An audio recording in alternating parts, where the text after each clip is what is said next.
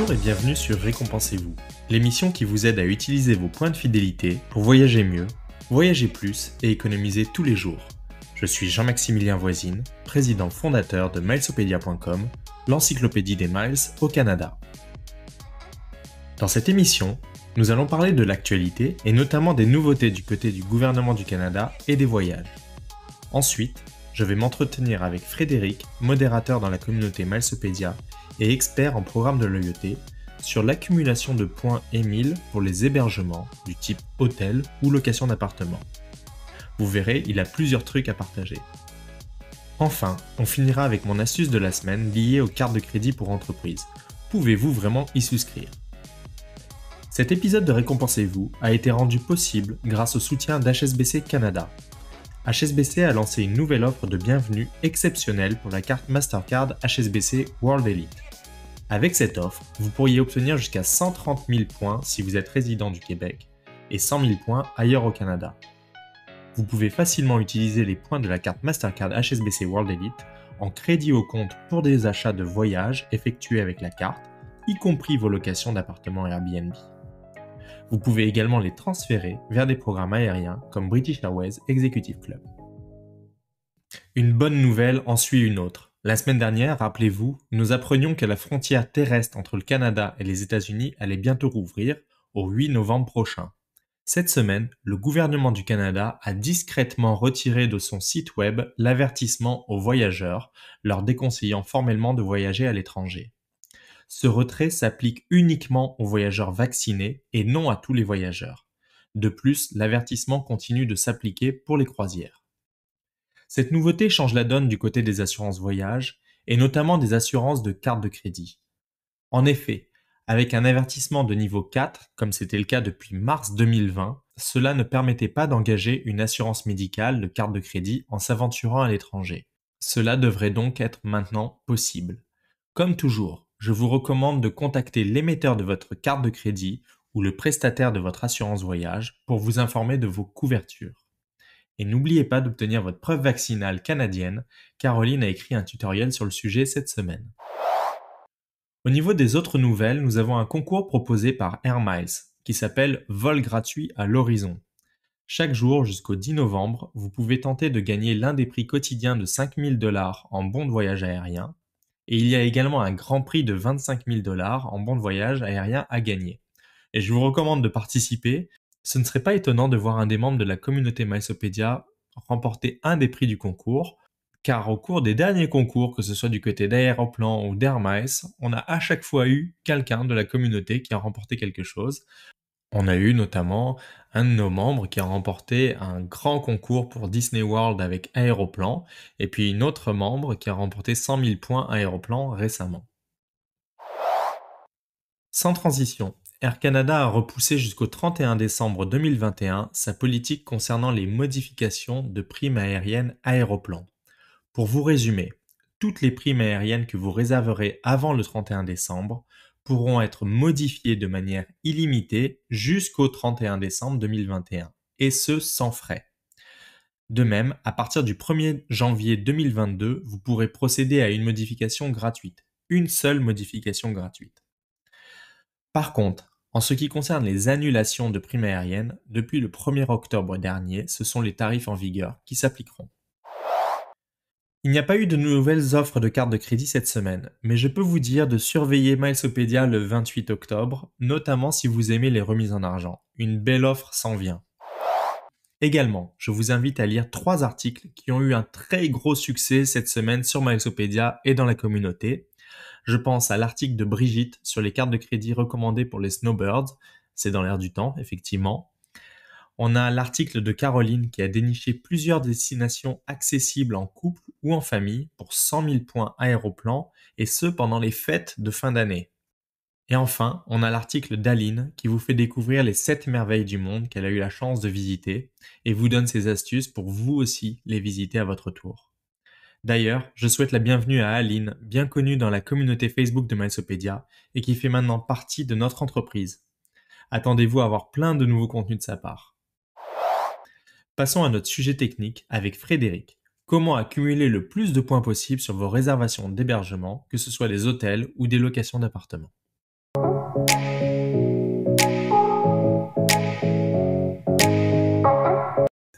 Bonjour Frédéric.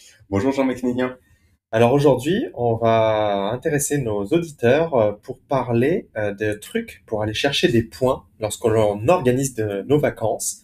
Et je pense particulièrement à l'accumulation de points pour l'hébergement.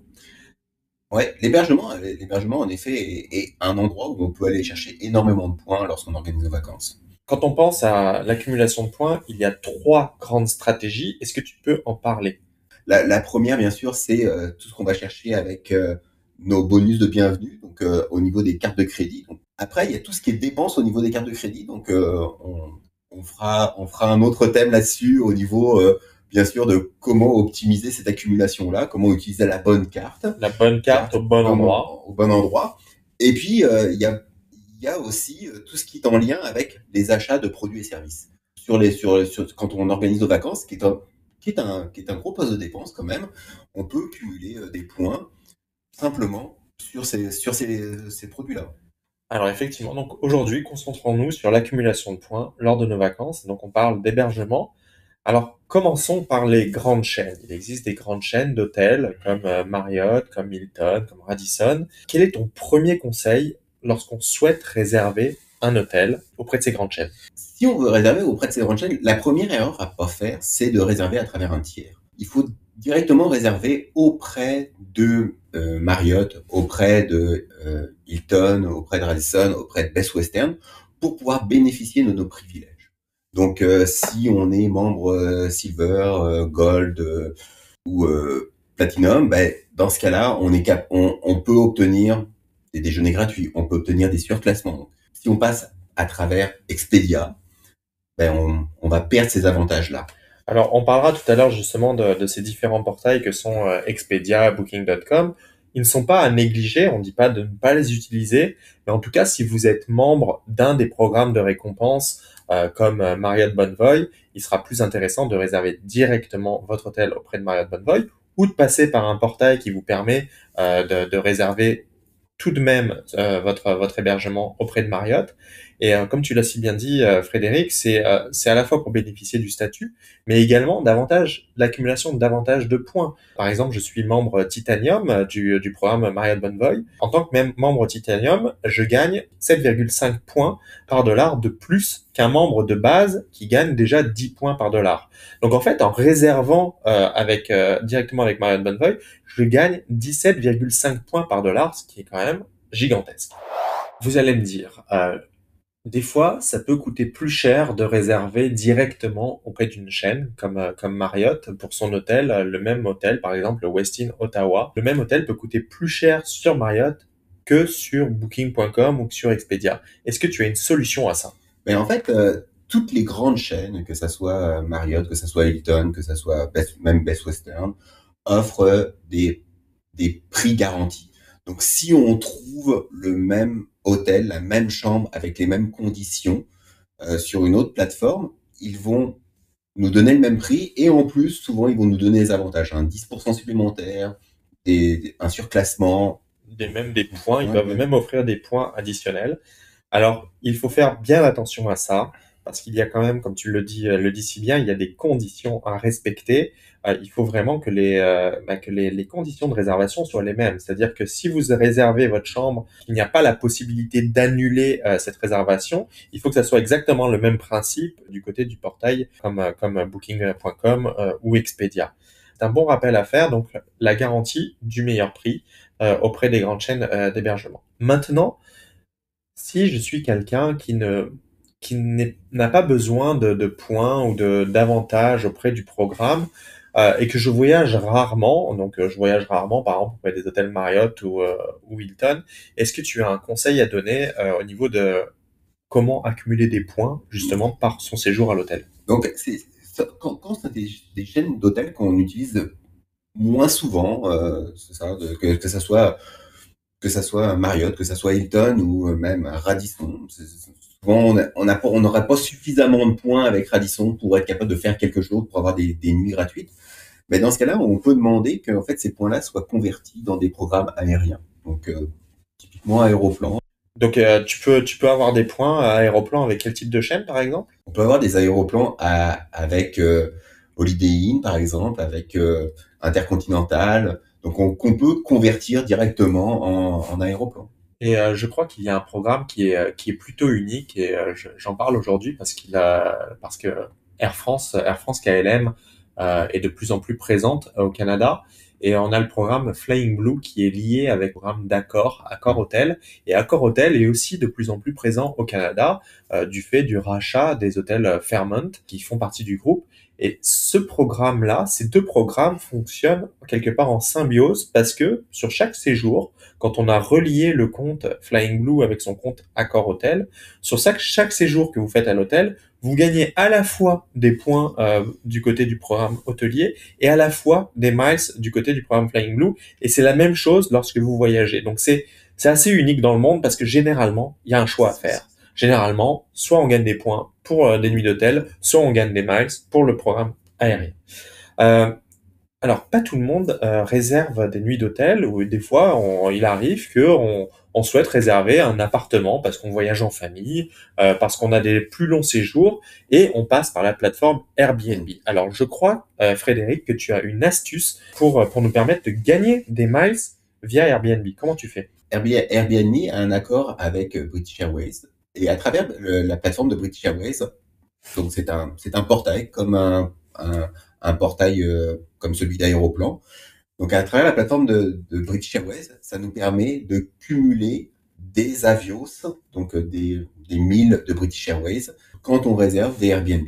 Donc ça ne coûte pas plus cher et on obtient des Airbnb, des avios en plus dans notre Et réservation. combien de miles Avios on peut obtenir de cette manière-là? Pour la première réservation, c'est 6 000 par dollar qu'on peut donc 6 000 avios qu'on peut obtenir. Et puis après pour les autres réservations, c'est 2 000 par dollar. De 2000 avios par dollar, ça devient intéressant. Bah, en tout cas, pensez-y, même si vous n'êtes pas forcément un membre fréquent de British Airways Executive Club, c'est tout de même mieux de gagner 2 miles avios par dollar plutôt que zéro. Une astuce intéressante. Puis ça permet toujours de garder son compte actif. Voilà, toujours pensez à ça, pensez à ce type de subterfuge justement pour conserver votre compte British Airways Executive Club actif. Alors, tu as une autre technique à nous donner si par exemple nos auditeurs sont intéressés à gagner des points aéroplan pour leur réservation d'hôtel. Comment on s'y prend? On peut utiliser, pour les réservations d'hôtels, on peut utiliser le site d'Aéroplan. Donc sur le site d'Aéroplan, on a la possibilité de réserver des hôtels en payant en aéroplan ou en payant un dollar. Quand on paye en aéroplan, ben, on échange des aéroplans pour cette nuit, ce qui n'est pas forcément très très intéressant. On rappelle effectivement qu'on utilise généralement une devise pourquoi elle a été faite. Si vous avez souhaité accumuler des points Aéroplan, c'est généralement pour acheter des billets d'avion avec Aéroplan, pas forcément des nuits d'hôtel et encore moins des cartes cadeaux ou des marchandises. Donc là, tu fais bien de le dire. On va pas forcément utiliser des points Aéroplan pour réserver des nuits d'hôtel. Par contre, comme tu le dis, on peut le payer en dollars. Donc en fait, on peut réserver cette même chambre d'hôtel. Et souvent, c'est intéressant sur des chambres d'hôtel qui ne font pas partie de grandes marques. Donc, on veut voyager dans un pays ou dans une région où il n'y a pas de grandes marques sur lesquelles on est abonné à un programme de fidélité, et on veut quand même être capable de cumuler. En passant par là, on va aller chercher donc des aéroplans sur chaque réservation. Puis ça peut monter très très vite parce que c'est 3 aéroplans par dollar qu'on va aller chercher sur cette réservation-là. Et en plus, si on a un statut 25K, donc en fait des statuts élites d'aéroplans, on va chercher 2 aéroplans supplémentaires pour chaque dollar. Donc on est rendu à 5 aéroplans par dollar, ce qui est exceptionnel. c'est vraiment exceptionnel de gagner autant de points pour une réservation d'hôtel, effectivement. Donc on a vu Aéroplan, on a vu Airbnb, on a vu les grandes chaînes d'hôtels. Maintenant, disons que je suis quelqu'un qui aime utiliser le portail booking.com. Est-ce que là aussi tu as une astuce pour gagner des points et des miles via booking.com? Alors, il y a une astuce avec Booking.com qui est une astuce assez particulière. C'est que Booking.com fait partie d'un grand groupe qui regroupe un autre portail qui s'appelle Rocketmail. Puis Rocketmail permet d'accumuler, entre autres, des aéroplans sur des réservations. C'est pas toujours intéressant avec Rocketmail parce que ça demande... Souvent, les réservations sont plus chères, mais on obtient énormément d'aéroplans.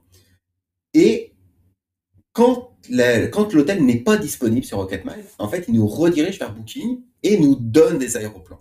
Alors cette technique est peu connue, elle est peu mise en avant parce c'est une technique, on va dire, avancée. Vous pouvez à la fois gagner des points aéroplans, mais il y a également la possibilité de gagner des miles Flying Blue pour ceux que ça intéresserait. Alors si vous êtes intéressé par cette technique plutôt avancée, consultez le lien qui se trouve dans la description de ce balado. Maintenant, regardons les différents programmes des groupes de réservation comme Expedia, comme Booking.com. Commençons par Expedia, par exemple. Quand on est un fidèle client d'Expedia, on peut atteindre différents niveaux de statut. Est-ce que tu peux nous parler de ça? Il y a différents niveaux de statut sur Expedia qui permettent d'obtenir des rabais supplémentaires ou des avantages supplémentaires. Donc, on va parler du statut bleu, or, argent et or. Puis, ces différents statuts vont nous faire avancer dans le programme et nous permettre d'avoir certains avantages. Exactement. Et puis une technique que je vous rappelle, si vous êtes titulaire de la carte HSBC World Elite Mastercard, vous bénéficiez d'un rabais de 10% sur vos réservations d'hôtels prépayés sur Expedia. Donc c'est un avantage qui n'est pas forcément mis en avant, mais c'est quelque chose à connaître. Donc on a parlé de récompense Expedia. Là aussi, toutes les infos seront données dans les liens que vous trouverez dans la description du balado. Il y a également le programme de Booking, par exemple. Donc Booking Genius qui permet, après un certain nombre de réservations, donc différents grades aussi au niveau de Genius, d'avoir des rabais sur certaines chambres d'hôtel.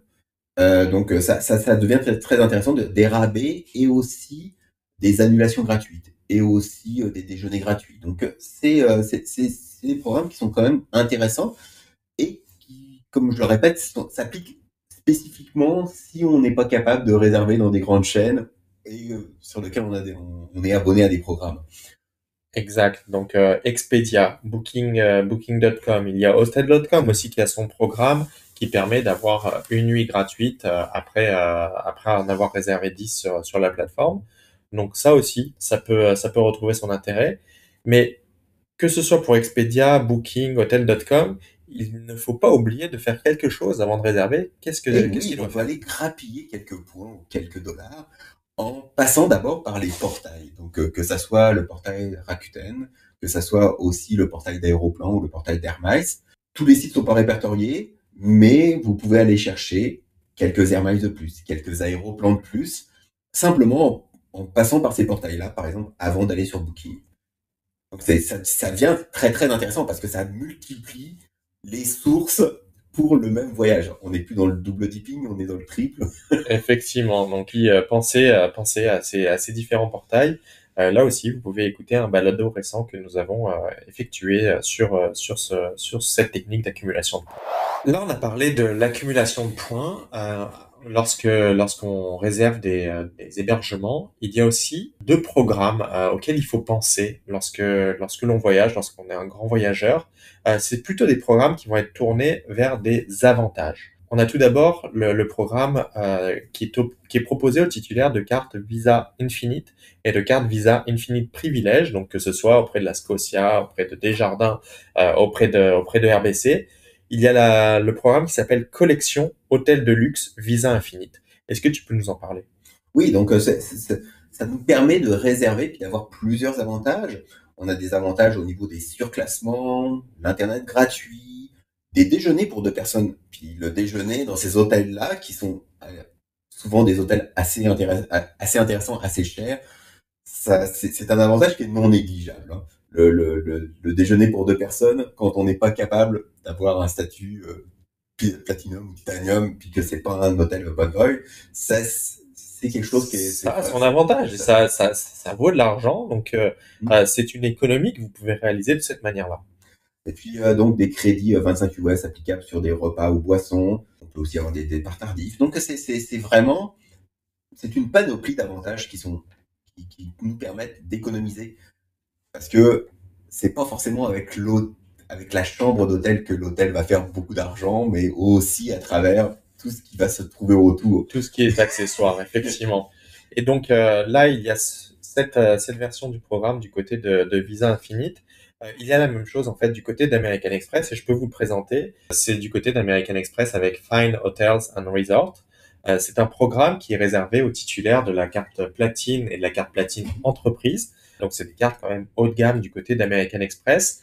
Et avec ce partenariat avec différents hôtels à travers le monde, vous pourrez par exemple bénéficier d'une arrivée à partir de midi selon les disponibilités et d'un départ tardif jusqu'à 16 heures. Donc du coup, profiter de la chambre de plus de 24 heures.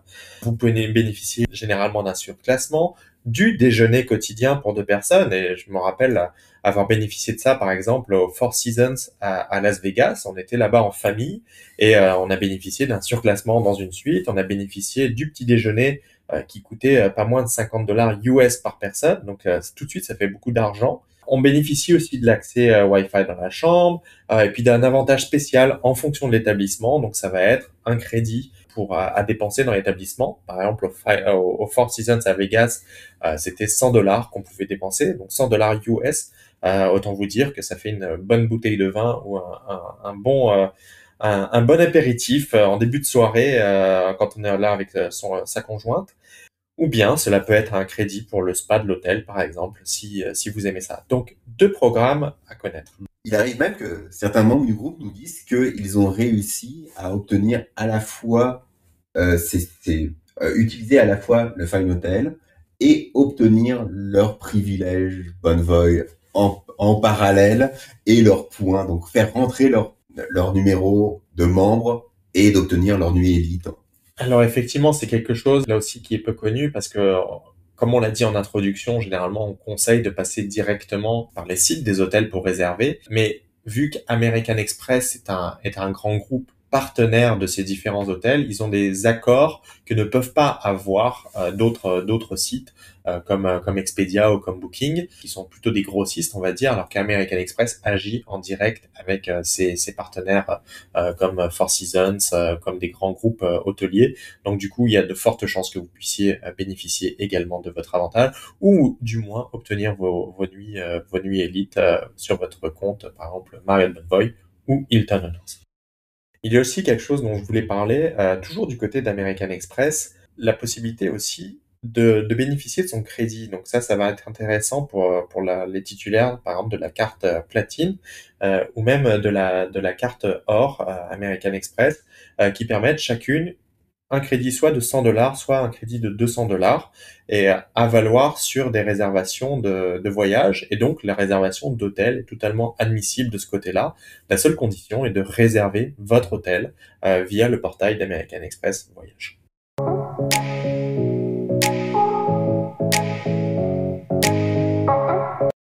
Mon astuce de la semaine est une question qui revient souvent dans la communauté Milesopedia. Est-ce que l'on peut souscrire à une carte entreprise sans être propriétaire d'entreprise? La réponse est oui et non. Certaines institutions comme TD ou CIBC vont être davantage regardantes, en demandant par exemple des relevés de compte entreprise, des justificatifs d'impôts, etc. Alors que d'autres, comme American Express ou même BMO, se fieront aux informations fournies lors de votre demande de carte de crédit. Et il est tout à fait possible d'obtenir une carte entreprise en étant travailleur autonome ou professionnel. Bien souvent, dans ces cas de figure, vous déclarez vos revenus d'entreprise sur votre feuille d'impôt personnelle. Vous pouvez même être en démarrage d'entreprise. La démarche pour s'inscrire au registre des entreprises du Québec n'est pas bien compliquée et cela vous fournira un document bien pratique en cas de contrôle de la part d'une institution financière afin d'être en règle. Les cartes entreprises ou appelées les cartes PME sont un bon moyen d'obtenir des points lorsque vous avez fait le tour des différentes options pour les particuliers, notamment avec la règle d'un bonus à vie comme chez American Express. Je pense particulièrement à la carte Marriott Bonvoy pour entreprise lorsque vous avez déjà eu la carte Marriott Bonvoy pour les particuliers. Si vous souhaitez davantage d'informations sur tout ceci, consultez les liens dans la description du balado.